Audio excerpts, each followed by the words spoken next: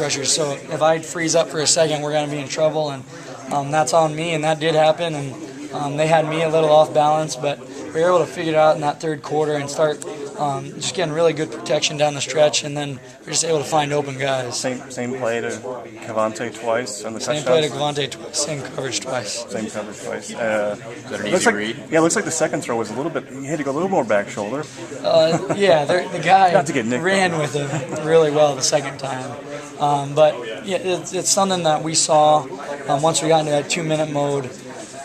They were going to come down and kind of take away our tight end because we were doing a really good job with our tight ends getting up the seams, and that was going to leave Cavante in the slot one-on-one with the linebacker. And I told him, and this is before either of them happened, that it was all going to be about his release and how he was going to be able to get off the guy, because I believe there's number 8 out there and a big, athletic, lanky guy who can provide a lot of problems. But he was able to get through pretty clean, and then it's a seam throw, and he did a great job of going up and making the plays. James, at what point do you start to feel momentum building upon itself where things just start to click for you guys? I think it was all after, it all started after that play that got reviewed to Keenan on the sideline, and I think that's when we kind of put like a solid finger on what we thought they were doing and how they were doing it schematically. And the credit goes to them. They played a great game, and they kept us really off balance, run and pass.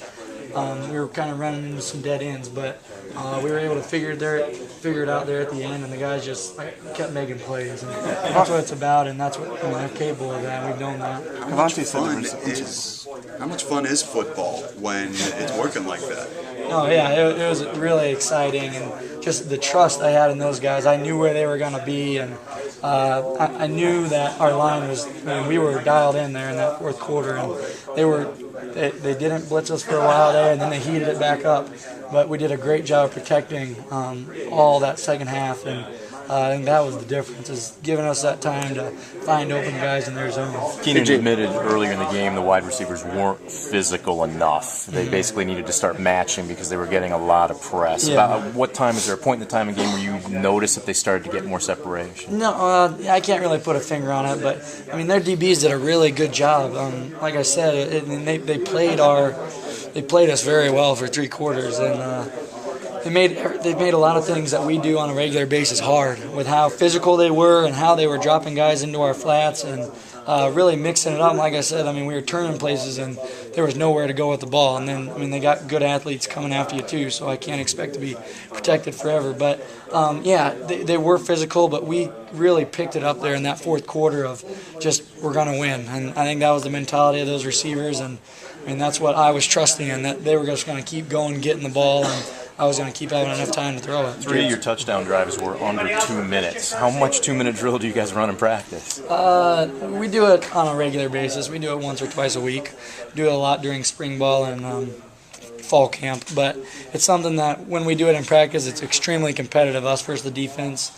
And it's a pure competition. They mix up the scenarios, how far and what we need. And it's something that I really saw Rick grow in his senior year, really got good at the 2-minute drill. And it was something that I really knew that to take the next step I needed to get good at. And we've had a lot of success in practice in it, and today we had a lot of success in the game with it. So. James, you were earlier this week we were talking about composure, and you guys you were saying how it's pretty common composing the huddle. Was it still like that when it was 24-3? It was, and we knew that we were in a corner, but we knew that we had kept shooting ourselves in the foot that whole game, and that we just needed to punch through. And after we were able to put that first touchdown and first ball in the end zone, I think we really just started clicking.